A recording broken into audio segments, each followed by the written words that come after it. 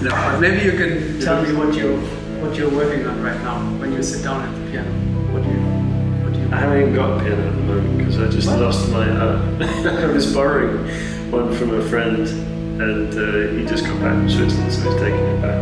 Okay. So until I get back next week, I haven't got a piano. But now I'm getting my Kemble upright back. Mm-hmm. What am I working on? I'm trying to write music, so I'm writing music for this new record, which is organ and piano. And Tom Challenger on saxophone, Stian Vesterhus on guitar, and Seb Rochford on drums. Yeah. And Lucy Relton on cello. Nice. Like another organ album in a way, but with a bigger ensemble around it, is the idea. Because the first one was quite minimal and quite stripped back, so I wanted to make a really colourful counter to it for the second record. And to make an ensemble record with an organ in it, that was the idea. Mm-hmm.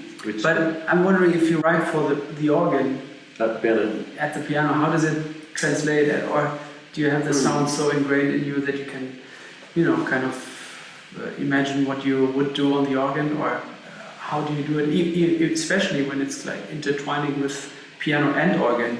Yeah. It must be confusing. It's just very confusing. The whole thing is a little bit, it just sort of depends on how the tune comes back. So some of them are from improvisations at the organ that I'll record, and then I'll pick out bits and maybe develop them into a piece. So there the sounds are already set. Okay. Or the sounds have helped influence the improvisation, so that's already part of the tune in a way. So I don't need to think about arranging it orchestrally on them. But to be honest, most of the time it's about half the time it's that, and then half the other time it's sketches at the piano. And then once I've sort of got the sketch to some level, I mean, I know at the piano that the notes won't die away in the same way as they do on the piano. So I write with that in mind, but obviously I have to then try it out on the organ. So things get rewritten a lot when I usually try it out on a nearby church organ near me, or at a gig in the soundcheck or something like that. It's funny because a lot of the writing for organ specifically, as you say, is about the sounds and just the way the organ is. There's like families of sound, so even in broad strokes I can imagine what family will take what part of what tune, and then there are some specific sounds to specific organs that will be cool too, but I guess I only think of that when I get to that specific organ. It's more just a family, as if you're writing for a sort of ensemble. An orchestra. Do you also sometimes think of other instruments when you're playing the organ? Like you hear kind of a flute and then you go for the flute kind of register, or how does it work in your mind? Maybe not that specific, but in an abstract way. Maybe. Subconscious. Yeah, or maybe I think of it more like hard sounds against soft sounds, or deep metallic sounds against silky flute sounds. In terms of density and texture, and sometimes like synths as well, like what kind of waveform after kind of thing. Yeah, it's all quite intuitive and just because it comes back through improv, really. Yeah, but you really studied playing the organ, right? Yeah, I probably could have done quite a bit more, but there's always room for more, I guess. I got distracted by jazz about halfway through doing it all, so. But when I was younger, I at least got familiar with just playing around with the different sounds and getting just enough of a basic facility with my feet, between my feet and my hands. Did you have a good teacher? I had a great teacher, but I didn't get to learn with her for very long, only a couple of years, or even maybe just a year. But she was really cool in that she was really into the whole thing about arranging and orchestration, which was the thing I loved about the instrument more than the piano at that time. She was just fun and made it feel like a cool, fun instrument. And she liked improvising as well. She didn't teach me in like an improvising tradition like there is in certain places, but she just encouraged me to sort of take themes and motifs and try and do things with them in a more abstract way, I guess. It was only when I got to school and started looking at fugues and counterpoint and things like that I start seriously thinking of that kind of way of improvising in that old school way of improvising. But what were kind of the big lessons for you in that sense? Something that really stayed with you, or that opened a lot of doors for you? A lot was about how to treat a melody, just baseline melody counterpoint.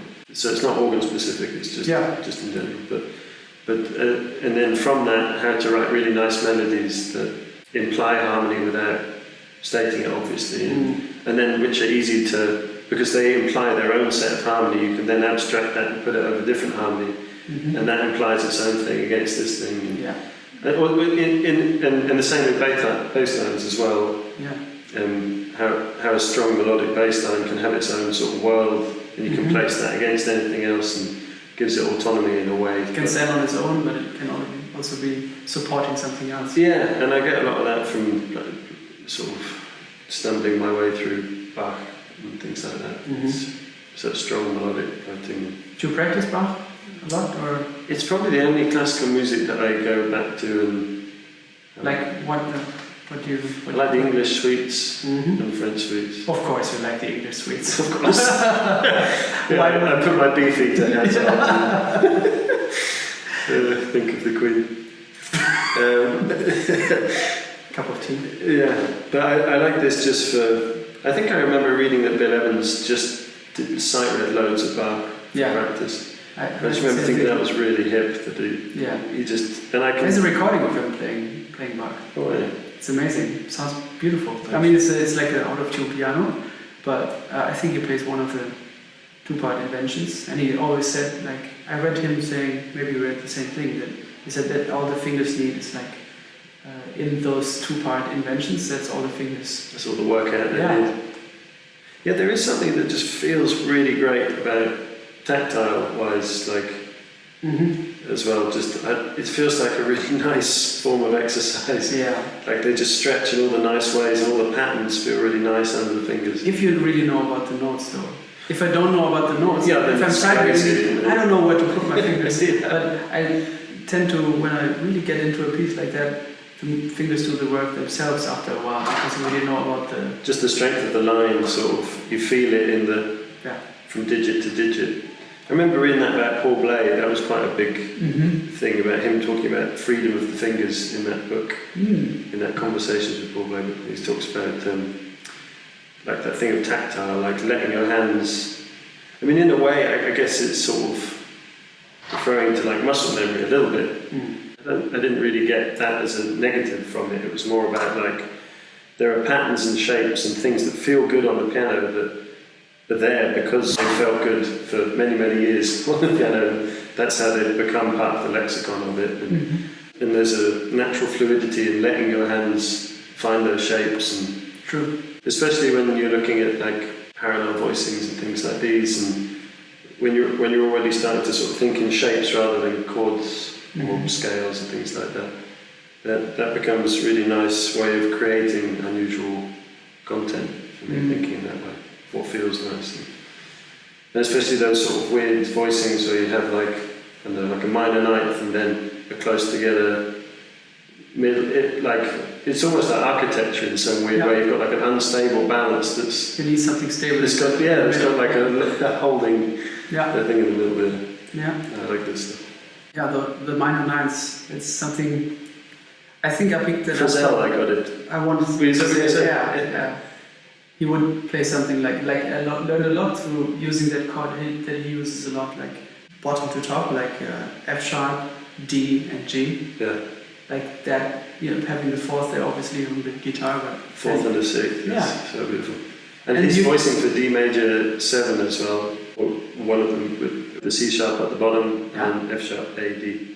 Yeah, this is such a nice, it's true, really resonant. It's in a lot of my pieces, that stuff. And then moving that around in parallel sounds so strong because it's such a major sound, but with this minor ninth inside. Yeah, there's some itch in there. Yeah, it's very cool. Very nice. But a lot of guitar voicings. I think I probably transcribed more guitar voicings than, or maybe not more, but a lot of guitar voicings. They're applicable.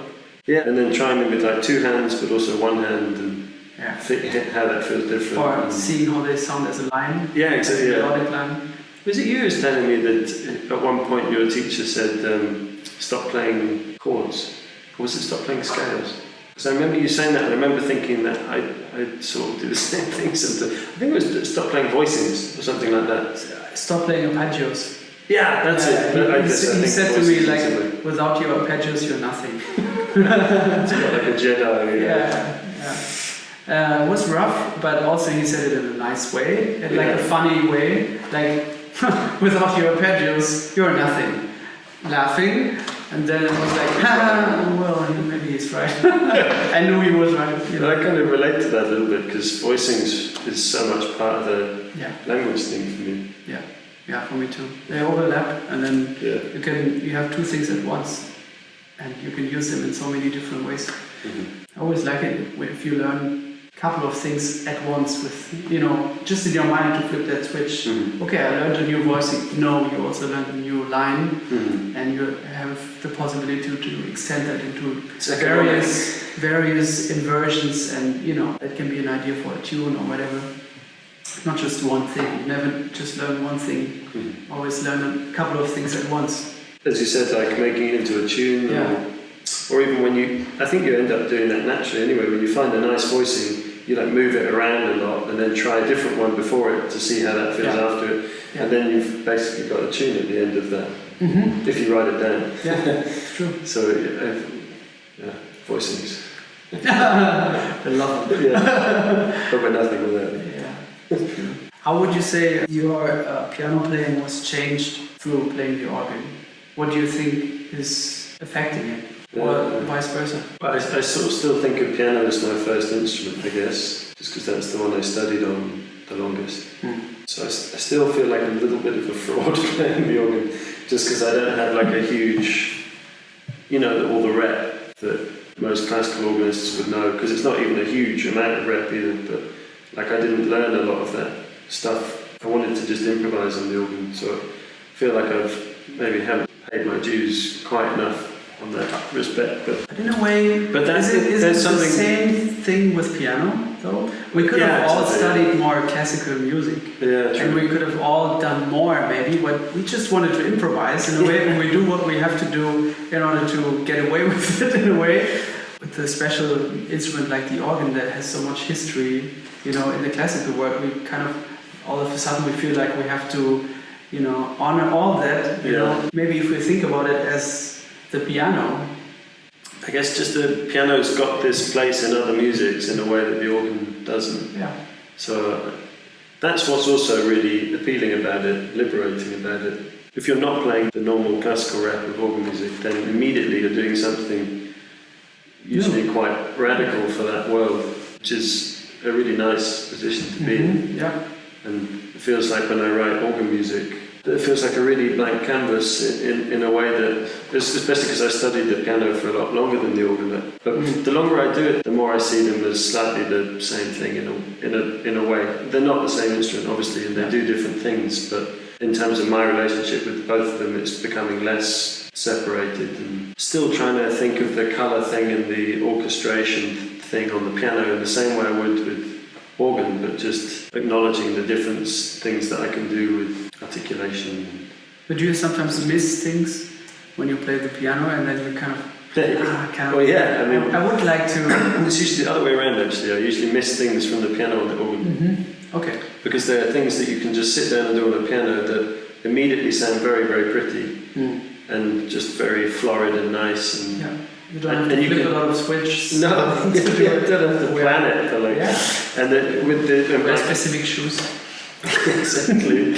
But like to harmonise a melody or something like that on the piano, you can just sit there and make it sing with these top fingers and make something nice fit under that, and that's already kind of enough, on a sort of level one thing. But with the organ, just to do that is a whole different thing. I think to make it to get the ebb and flow of a melody and the shape of things. I think that's what's hard, because the way to create volume is to add sounds, which then takes away from this thing I like about the organ, which is that you've got all these different sounds. And to play them in isolation, you hear the individuality of the sounds more than if you just lump everything on together.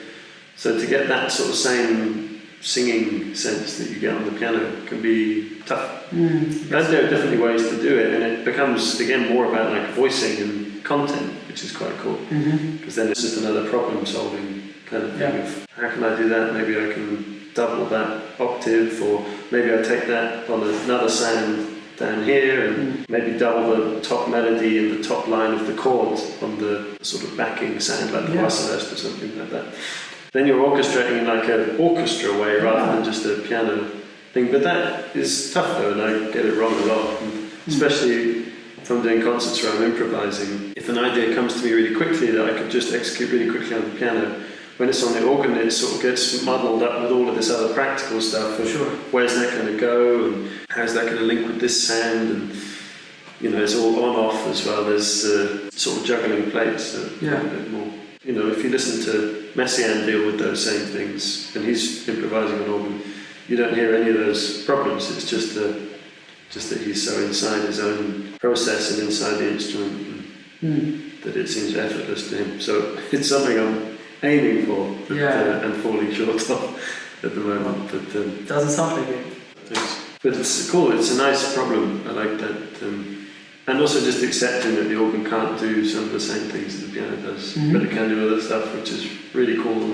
And then trying to find my own voice on the organ, which is quite weird as well. Organ, it's not like I can even articulate in a different way that you can on a piano to get your own sound. Yeah. It's all about content and maybe your legato touch. It's true. And then your choices of orchestration. So to find like a thing that sounds like yourself is a challenge, but like a great open canvas challenge.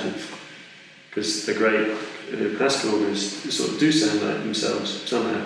It's just proper magic. They're all magicians. I think it's just magic, No, I think it's just incredible awareness of sound and articulation and of space and in terms of the actual space that you're playing in and playing with the room. But then a lot of people I'm thinking of there, they play written music as well, so it's a different thing. Although there are some really amazing improvisers doing really cool stuff. I mean, when I started playing organ, I didn't know a lot about that scene at all, but I started finding more out as I go along in this. Of course, there's amazing stuff. Can you name a couple of guys? Yeah, there's a guy, Daniel Sticken, in Lunenburg, near here. He does very cool stuff. I met him last month. He's got like the whole kind of canon down and coming at it from a classical sort of thing, but very open-minded and very cool. Then there's this dude, Cameron Carpenter. Have you heard of him? Yeah, I heard of him. I mean, it's pretty intense, huh? And very showbiz, but it's has a great appearance in a way. But it's. Have you heard him play Alfie? No. It's pretty intense. It's great. Yeah, exactly. Wow. But it sounds amazing. And also he plays the sonata by Scriabin. It sounds so beautiful. I mean, really amazing. I think he's actually a total badass. I mean, it's not the music that I want to make on the organ. It's very traditional sounding in a way. It's like of the French school, like Vienne. This kind of quite florid and very powerful stuff. How he orchestrates this Scriabin sonata, I'll show you. It's beautiful. Yeah. It's really beautiful and gentle. Not as massive as all the other stuff. You might have heard from him. I only know this one record. And I saw like a movie about him. And he improvises as well, though. Does he? I mean, like seriously, very high level in that sort of mold, the French kind of style thing. But it's very serious, And there's a guy called Ben Como in England who improvises. I heard the name. He recently did a video of a fugue on the lyric "Donald Trump is a wanker." You may have seen that. No, I haven't. Oh well. It's worth watching. Okay. It's actually a very good fugue. I always find it very interesting what we all learn from our peers and from our, from our teachers. And maybe you can talk about some of the things that you've taken from your peers, from the guys you work with, but also the guys that were big when you came up in London. Yeah, I think JT would be the first person I think of. Just the way he taught was really cool, in that he wouldn't ever answer any questions. Yeah.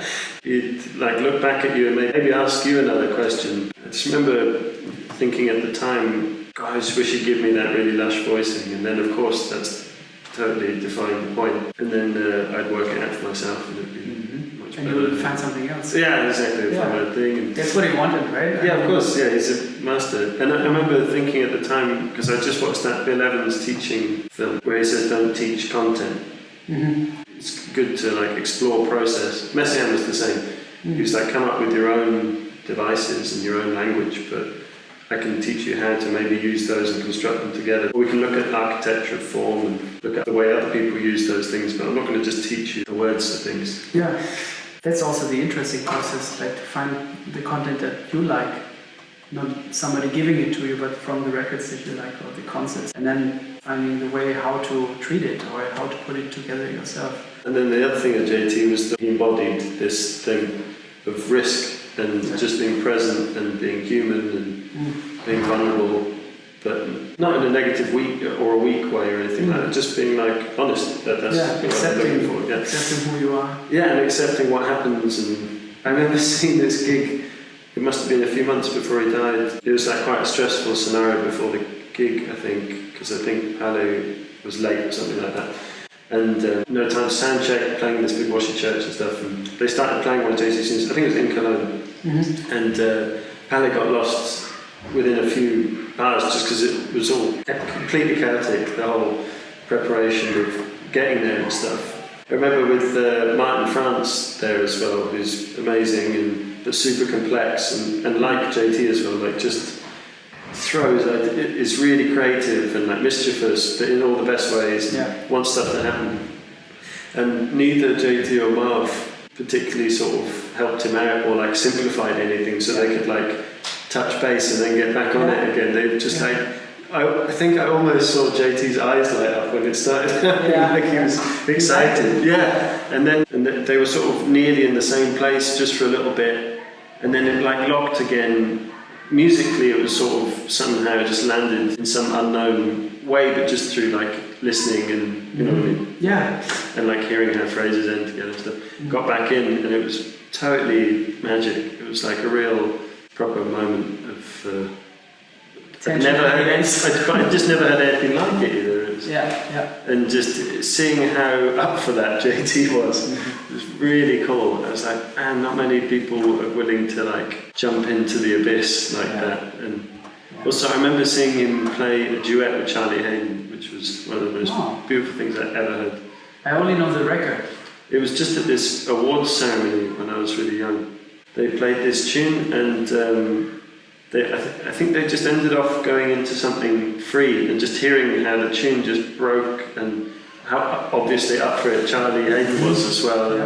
And then Charlie Hayden played like this note that felt like the last note, and JT just kept putting out these weird upper structure triads somehow related till he got to the top, and it was fucking amazing. And then Charlie Hayden just, he was just watching JT as he did that, he just went like this. Nice. Yeah, it was so... noble gesture. Oh, it was such an amazing moment, yeah. So he was just, he was it. He was such a big influence. But then a lot of people that I grew up with as well playing, when you sort of grow up learning with friends and things, you forge quite a deep friendship through music, and that sort of comes out in the playing, I guess. Can you tell me some of the things you learned from James Madron? Or with him also? I feel like when we started playing together, we were so into playing off of each other that we both became quite passive, reactive musicians. And we'd be quick to follow stuff up, and that would give us ideas, but the starting point would be reactive to something rather than us coming up with the genesis, basically taking the risk of like deal with that. When did you notice that? I think just when I started playing with people that really didn't do that were very proactive, and that thing of like taking a moment, like a bit of space, and just presenting something and then allowing that to link up with all the other chain of events to sculpt this arc. If you're always coming off of that, then you're not part of that dialogue of where that tune's going. It becomes a bit all fluff. I think maybe I learned that from playing free when I first started playing free music with really good free musicians. I did this short tour in the UK with Mark Sanders and Paul Rogers, who are sort of two legends. And they were so strong together, and generated so many ideas, and I felt so hanging on after playing with them. And I think it's probably through like lots of bad gigs where being passive isn't enough, and that being made very plain to me, and that I'm not bringing enough of myself to the thing. In a way, it's hiding in a little bit of a way. Yeah. It was a bit of a maturity thing for me to... So you kind of flipped a switch and tried to pull yourself together and then put yourself in positions where you kind of just played what was on your mind? I think it was quite natural when I just realised. Then suddenly that changed how I heard what was going on. In fact, I started hearing more stuff that was going on. I started hearing a bit clearer what people's intentions were, what things would be leading to rather than just what they analytically were. But it's a fine line as well, because you don't want to just dominate all the time. That's a really lame thing too. I'm sure you also went through a lot of periods where you didn't feel comfortable with your playing. Yeah. And can you maybe talk about this experience a little bit, and then also how you found a way out of it? How did you make it go away? the bad spirits. Yeah, I sort of get some quite crippling self-doubt sometimes. It's usually when some part of the process of making something has slowed down too much. I don't know if I'm having to listen to a recording too much because it needs mixing again or something, or if I have to re-record stuff, or if you're playing old music for like 2 years and no new music. I think that's when I start questioning the set you've done, well, and not just that, but all the sort of set of tools that I'm using, like all the language that I want to use and things like that. Like everything sounds the same. Yeah, or it just feels so like nothing. Yeah, because the momentum's been sucked out of it. I don't know. I find like listening to music that I really love of other people's, in a weird way, puts it in perspective just a little bit. That you get reminded, right, about what's important, maybe. Yeah, and also just that there's like, you know, I can just be me and I can only do my best, and I'm always going to love John Coltrane because it's some of the best music on earth, and that doesn't need to get caught up in what I think of myself. That can be a separate thing. Too much sort of wallowing in yourself maybe generates that kind of paranoia. Just putting your head in someone else's music just helps you get out of your own short circuit. I usually, when I want to compose and don't feel inspired or anything, I just transcribe a tune, and usually by doing that I make a mistake. But you dig and move. And then that sounds nice.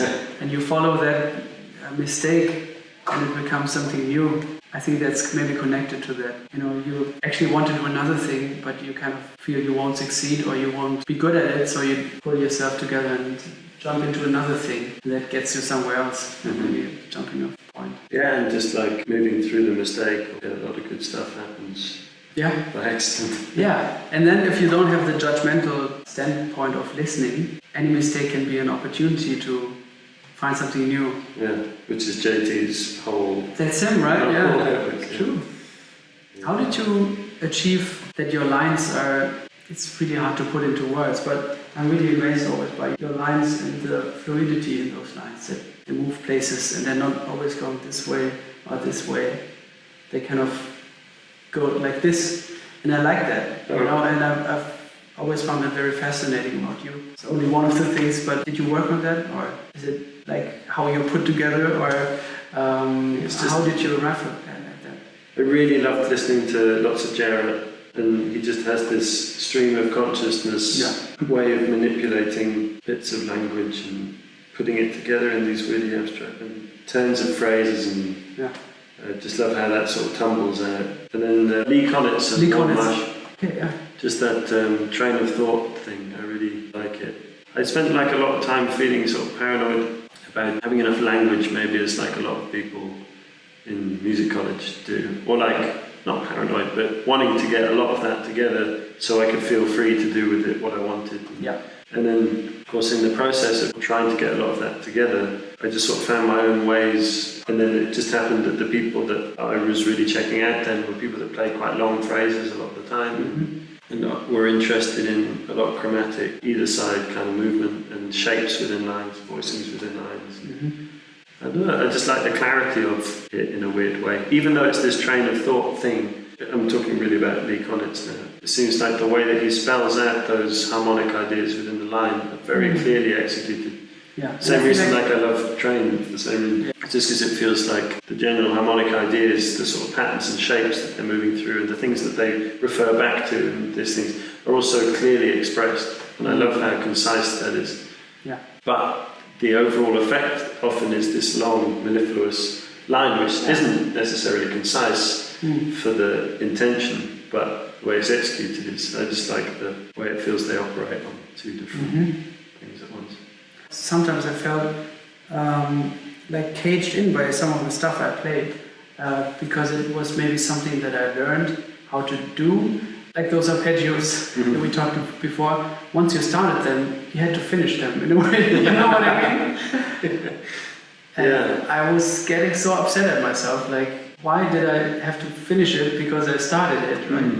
And it took me a really long time to, like, you start something like this, but you are able to intervene at any given moment and giving the line that direction that it needs actually, or that you're hearing, because you started maybe something that you were hearing, which is a complete thing, but then it gets interrupted by another idea.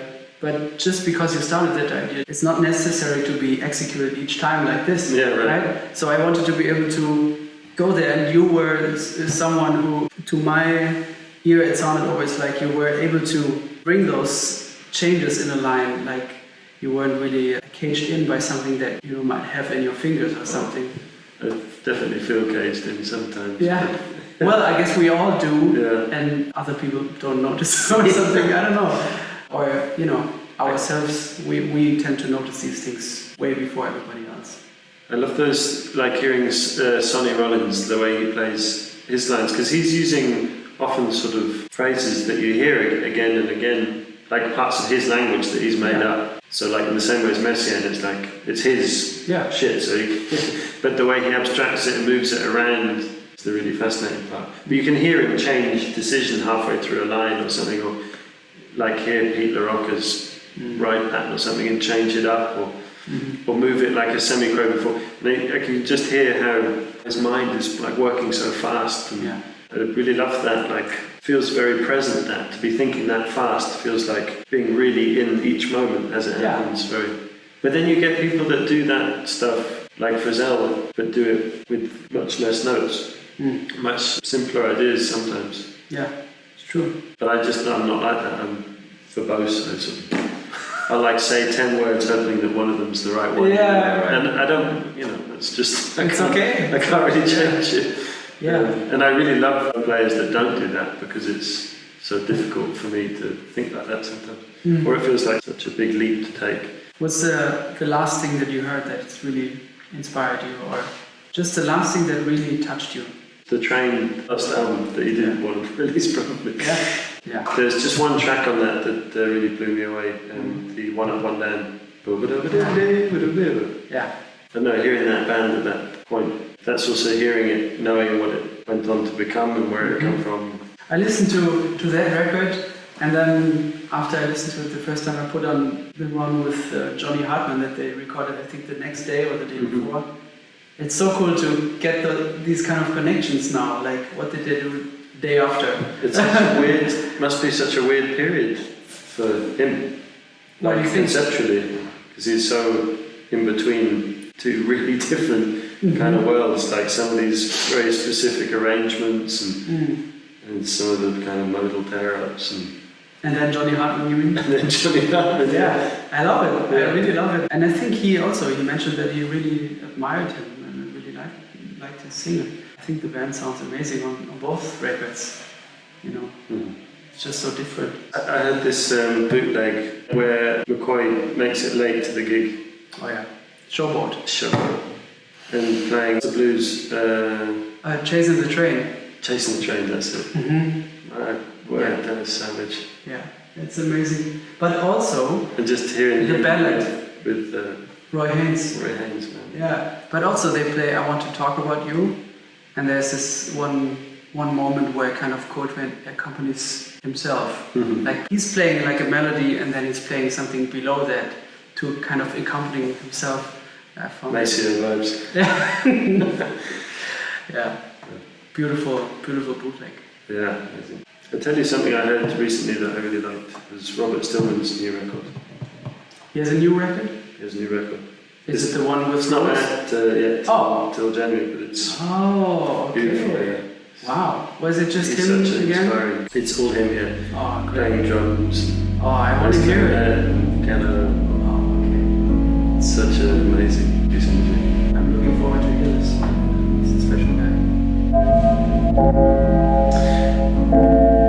I don't know what this means for me, but Pablo Held, this is your final call. yeah.